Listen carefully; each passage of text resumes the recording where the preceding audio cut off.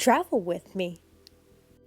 Hey fellow humans, Mina here. Welcome back to another Drive and Talk Bali edition. And maybe Korean edition. I don't know how much Bali footage I have left, but it's not too much. So if you suddenly see Korea, I ran out of Bali footage. Won't know until I edit this thing. But yeah. This week, we're talking about another book.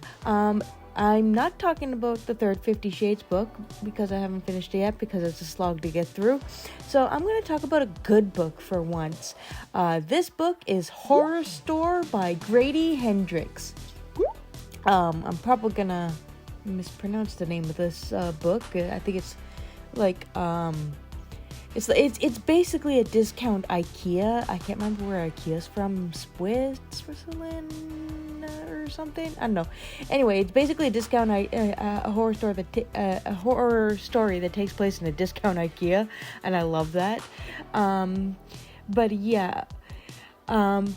I know this is Hendrix's earlier works, but this is the third of his books that I've read, and I've enjoyed both The Final Girl Support Group and How to Sell a Haunted Mansion. But this book is by far the best book I've read by him. Actually, it's one of the best horror books I've read in a while. The concept of setting a horror story inside a discount IKEA was genius. Ask anyone who works in retail, especially after closing. It's scary enough. Add actual supernatural stuff to the mix, and you've got a great recipe for success. I will say, however, that every time Hendrix wrote the name of one of the furniture, I said blah blah blah over them because I was reading a name in a fantasy book.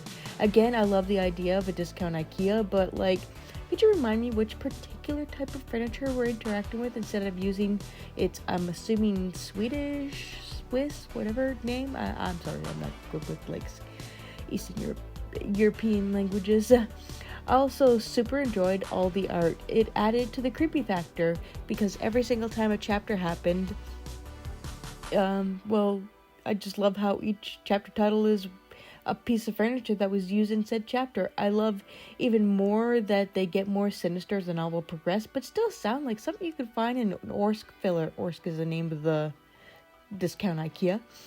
And the copyright of the novel is part of the Orsk catalog, and the author's photo is an employee ID. Genius, really.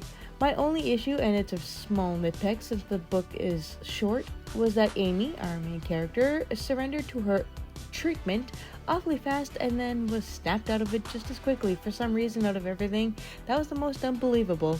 I do wish we could have gotten more scenes like when Amy and Matt got lost and had to use their camera to find a way back because the camera reality was distorted.